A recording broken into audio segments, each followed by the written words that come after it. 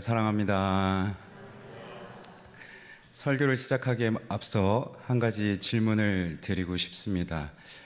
하나님께는 우리를 향하신 계획이 정말 있으실까요? 예, 아멘 하시네요. 네.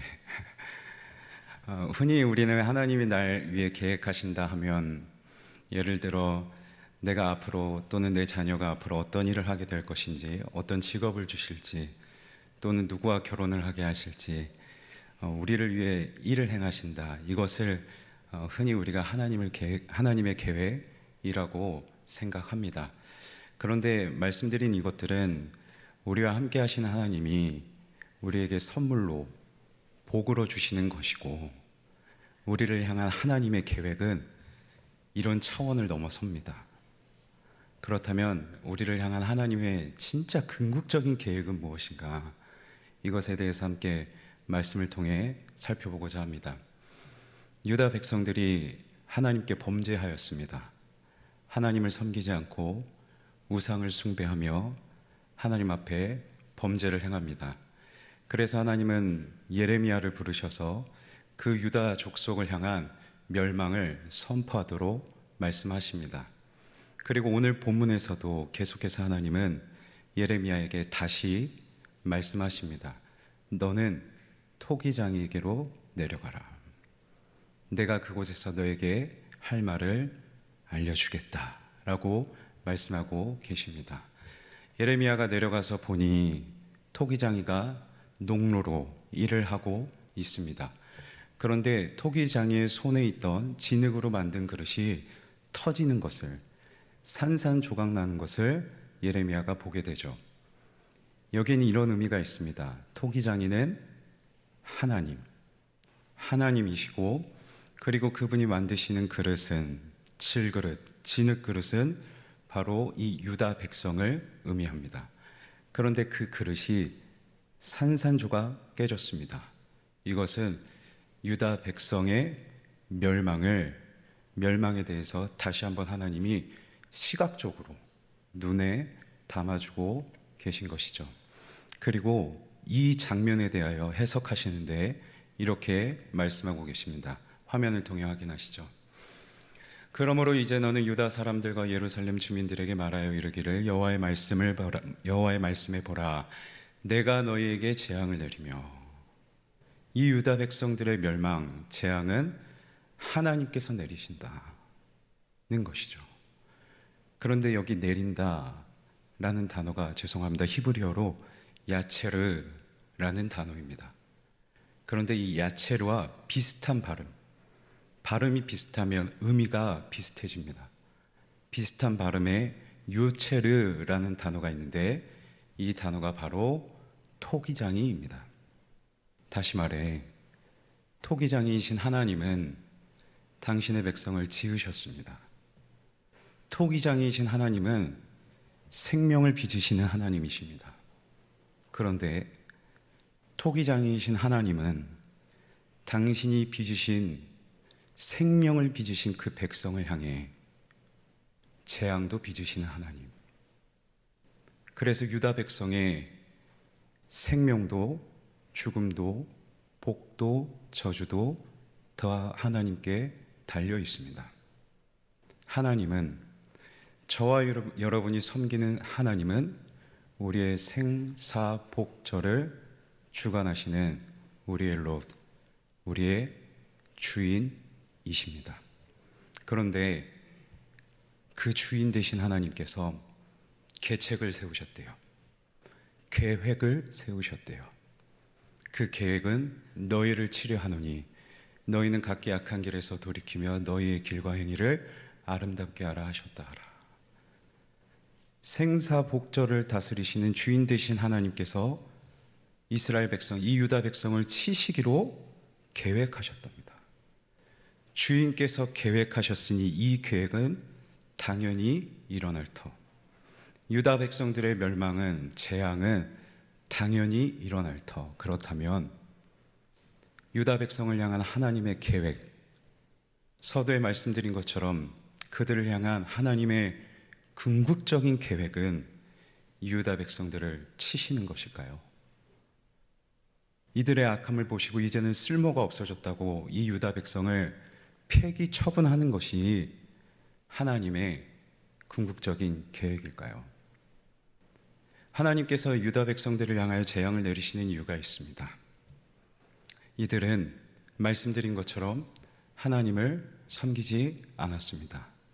보통 진흙으로 만든 그릇이 터지는 것은 그 진흙 안에, 순수한 흙 안에 불순물들이, 오염물들이 들어갔을 때에 굽다가 그 진흙 그릇이 터진다고 합니다. 다시 말해 지금 유다 백성들에게도 오염물이 들어가 있는 거예요. 오염되어 있는 거예요. 불순물이 있어요. 그렇다면 그 불순물, 이들이 어떻게 오염됐는지 화면을 통해서 한번 확인해 보겠습니다. 여호와께서 말씀하시되 유다 자손이 나의 눈앞에 악을 행하여 내 이름으로 일컬음을 받는 집에 그들의 가증한 것을 두어 집을 더럽혔으며. 하나님 성전에서 예배합니다. 봉사도 합니다. 그런데 그들의 일상 곳곳에서 바알을 섬겨요. 유다 백성들의 이 유다 지역의 주변에는 애굽과 아수르와 같은 강대국들이 많았습니다. 이들은 이 강대국들을 두려워해서 그들을 주인으로 섬겼고, 그들이 믿는 이 이방의 문화, 우상들을 가져와서 그대로 섬겼어요. 그래서 바알을 섬겼습니다. 풍요를 추구하며 삽니다. 그 바알 앞에서 음란한 행위도 서슴지 않고 행합니다. 심지어 흰놈의 아들 골짜기에 도벳사당을 건축하고 그들의 자녀들을 불에 살랐나니, 풍요롭게 살기 위해서, 내가 원하는 대로 내가 조금 더 안정적으로 살기 위해서 내 자녀도 죽일 수 있어요. 눈앞에 있는 내 자녀를 죽일 만큼 풍요로움에 완전히 눈이 멀어버렸어요. 이 풍요로움에 눈이 멀어버렸으니 보이지 않으신 하나님이 보일 리가 있겠습니까? 자녀를 죽일 만큼 자녀보다 더 풍요가 중요해졌는데 이들에게 과연 하나님이 중요한 분이 되었겠습니까? 그래서 하나님께서 이렇게 말씀하십니다. 내가 명령하지 아니하였고 내 마음에 생각하지도 아니한 일이니라. 이들이 당한 오염, 이들 안에 있는 진짜 불순물은 무엇이었느냐? 하나님의 마음을 외면해요. 하나님의 명령을 지키는 것은 중요하지 않아요. 풍요롭게 사는 것, 내가 원하는 거 이루고 내 쾌락을 쫓아 내 마음껏 살고 싶은 것은 중요하지만 하나님의 마음을 따라 하나님 명령 지키며 살아가는 것은 중요하지 않아요. 하나님 없이 살아갈 수 있어요.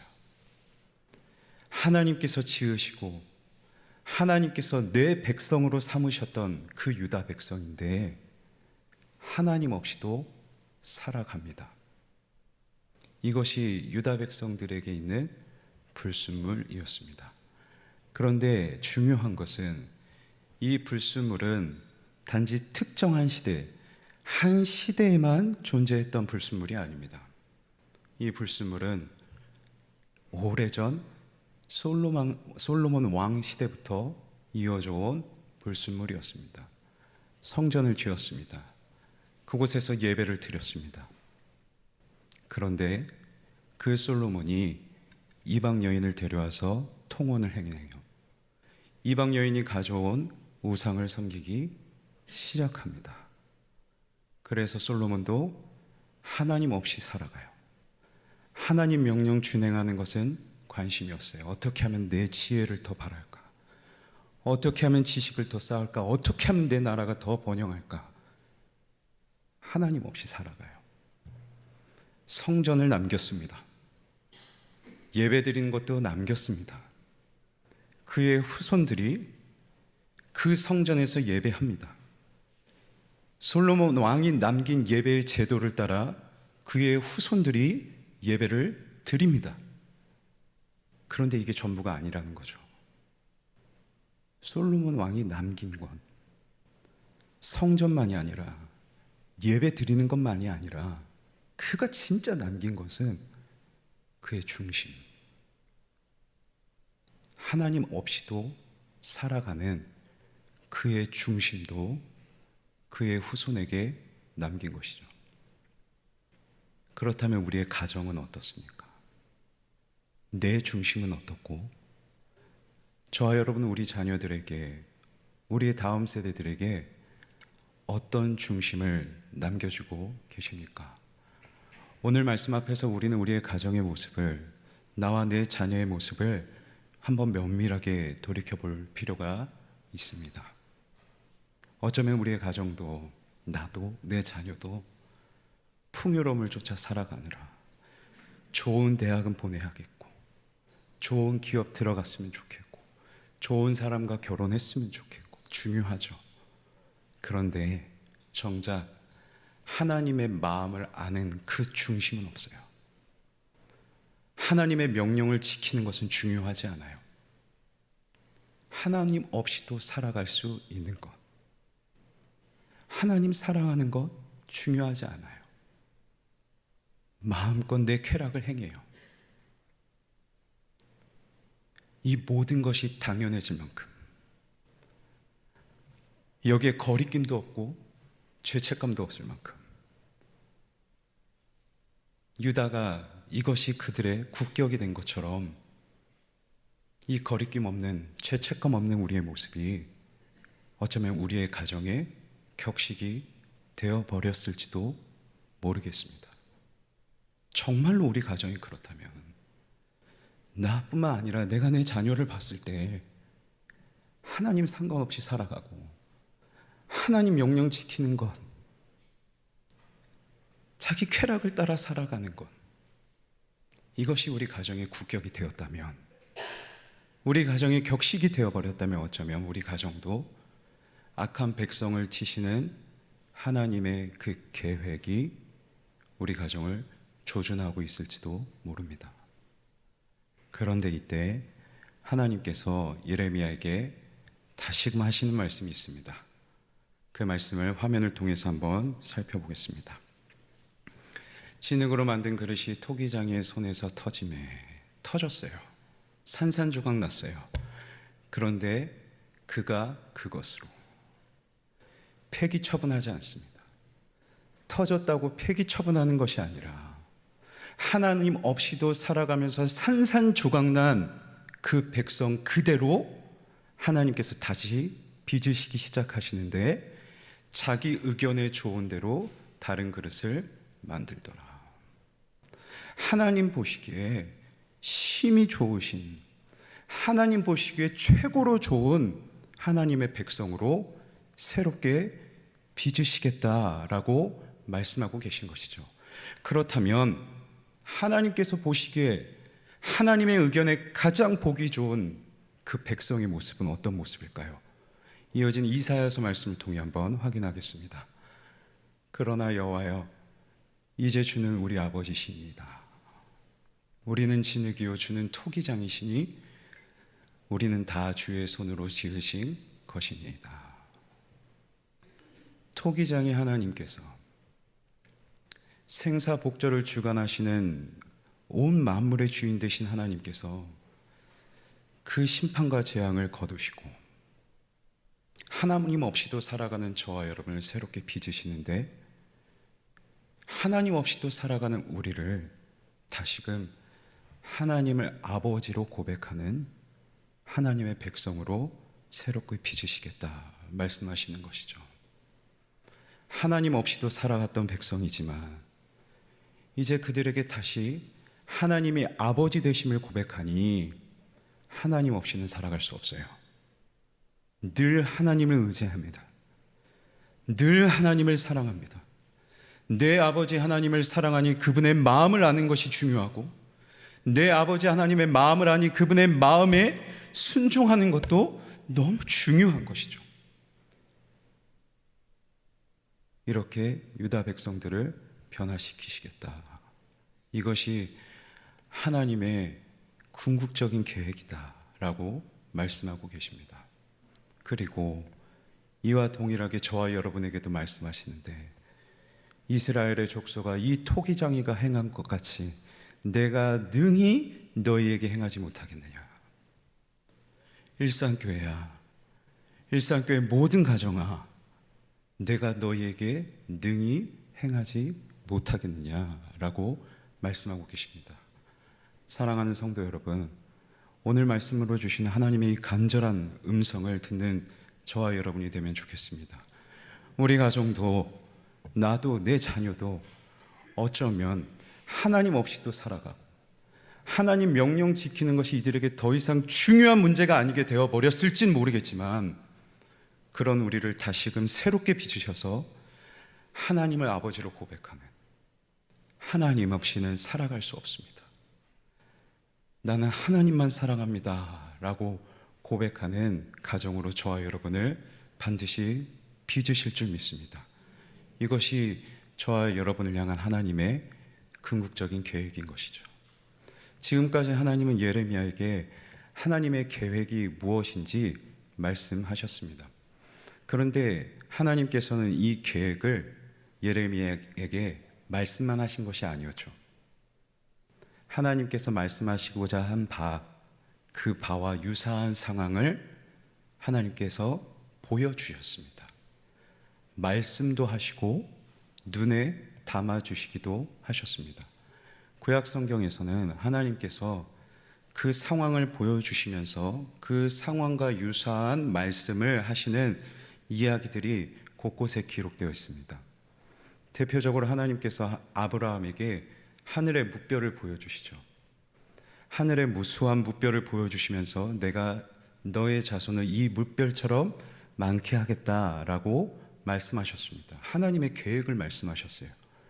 그리고 이 하나님의 계획을 반드시 행하실 것을 보여주시고자 제단 위에 쪼개어진 재물 사이로 횃불로 하나님께서 직접 이동하십니다. 내가 이 약속을, 내 계획을 반드시 지키겠다 말씀하십니다. 그의 후손인 야곱이 베델에 돌베개를 베고 누워있을 때 하나님께서는 하늘과 땅이 맞닿아 있는 사닥다리를 보여주십니다. 그리고 이렇게 말씀하십니다. 내가 너에게 허락한 것을 다 지킬 때까지 내가 너와 함께 있겠다. 야곱에게 항상 함께 하겠다는 것을 보여주시고자 하나님은 하늘과 땅이 맞닿아 있는 사닥다리를 그의 눈에 담아주십니다. 하나님께서 어떤 상황을 보여주시고 또 그 상황에 맞춰 말씀하시는 것은 하나님의 계획을 반드시 이루실 것을 보여줍니다. 하나님의 계획은 그 누구도 끊을 수 없습니다. 예레미야에게 토기장이를 보여주시고 저 토기장이가 행한 것 같이 내가 능히 너에게 행하지 못하겠느냐 하신 하나님의 말씀은 내가 반드시 너를 새롭게 하겠다. 내가 반드시 너와 너의 가정을 새롭게 빚겠다. 이것은 누구도 꺾을 수 없는 계획이다 하시는 하나님의 의지를 천명하고 계신 것입니다. 사랑하는 성도 여러분, 우리 가정을, 내 자녀를 새롭게 빚으시는 그 하나님의 계획은 그 누구도 꺾을 수 없는 것임을, 반드시 저와 여러분을 새롭게 하시는 것임을 믿는 저와 여러분이 되면 좋겠습니다. 그렇다면 하나님의 이 꺾을 수 없는 그 궁극적인 계획 앞에 저와 여러분은 어떻게 반응해야 되겠습니까? 이어지는 두 가지의 말씀을 통해서 우리가 어떻게 반응해야 되는지 오늘 이 밤에 선택해야만 할 겁니다. 화면을 통해 말씀을 받겠습니다. 그러나 그들이 말하기를 이는 헛되니, 유익하지 않다는 거예요. 내가 하나님의 뜻대로 사는 것, 하나님의 마음을 알고 하나님을 아버지로 모시고 사는 것, 이건 유익하지 않다는 거죠. 내 유익은 세상의 풍요를 누리며 사는 것이 내 유익이라는 거예요. 그래서 우리는 우리의 계획대로 행하겠다. 하나님이 하나님의 계획을 말씀하고 계시는데 그 하나님의 계획을 거부합니다. 나는 내 계획대로, 내 풍요로움을 쫓아 살아가겠습니다. 그런데 하나님께서 이렇게 말씀하시죠. 이를 행하시는 여호와, 그것을 만들며 성취하시는 여호와. 하나님은 반드시 우리를 새롭게 빚으시는 것을 성취하시는 분이십니다. 그 성취하시는 하나님 앞에 이렇게 하라는 것이죠. 내게 부르짖으라. 기도하래요. 내가 너에게 응답하겠고 내가 알지 못하는 크고 은밀한 일을 내게 보이리라. 하나님께서 우리에게 원하시는, 우리에게 촉구하시는 반응은 기도하는 겁니다. 하나님, 내 안에 있는, 내 중심 안에 있는 이 불순물을 제거해 주십시오. 내가 아버지 하나님께로 돌이키게 해 주십시오. 그리할 때에 아버지 하나님 없이는 살 수 없는, 하나님 없이 사는 내가 아버지 하나님 없이는 살 수 없는 이 놀라운 변화, 그 누구도 행할 수 없는 크고 놀라운 이 일을 나를 통해 행하여 주시옵소서. 내 중심을 바꾸시고 이 중심이 내 자녀에게도 옮겨지도록 주님 우리 가정에 은혜를 베풀어 주시옵소서라고 기도하라고 말씀하고 계신 것이죠. 그렇다면 성도 여러분, 오늘 이 두 가지의 말씀 앞에서 어떻게 반응하시겠습니까? 나는 그냥 내 풍요로움이 중요합니다. 내 먹고 사는 문제, 내 자녀의 앞길이 중요합니다 하면서 여전히 하나님의 명령대로 행하지 않는 것, 하나님 없이도 살아가는 것을 그저 우리의 가문의 격식으로 살아가시겠습니까? 아니면 나와 내 자녀의 신앙의 변화를, 믿음의 변화를, 우리 가정의 죄의 문제 회개를 우리의 기도 제목으로 삼고 하나님 앞에 기도하시겠습니까? 새롭게 빚으시는 하나님을 기억하며 하나님 앞에 기도하는 저와 여러분이 되면 좋겠습니다. 말씀을 맺겠습니다. 어쩌면 저와 여러분은, 또 나와 내 가정은 깨진 그릇과 같을 수 있습니다. 그런데 깨졌다고 해서 그 그릇을 폐기 처분하시는 것이 하나님의 궁극적인 계획은 아니었습니다. 그 깨진 그릇을 다시 빚으시는 것, 하나님 없이도 사는 우리를 향하여 다시금 우리의 아버지 되어주시고 우리를 자녀 삼으셔서 하나님과 함께 살아가는 자로 빚으시는 것, 새롭게 하시는 것, 이것이 하나님의 우리를 향한 계획입니다. 이것은 누구도 꺾을 수 없는 하나님의 강력한 의지가 담긴 천명, 이 하나님의 마음을 기억하며 하나님께 돌이키는 저와 여러분이 되면 좋겠습니다. 내 가정의 문제, 내 자녀에게 옮겨주고 있는 불순물 가득한 내 중심을 하나님 앞에 통회하며, 하나님 나를 빚어주십시오, 내 자녀를 새롭게 빚어주시옵소서라고 기도할 때 하나님께서 저와 여러분의 가정을 새롭게 하실 줄 믿습니다.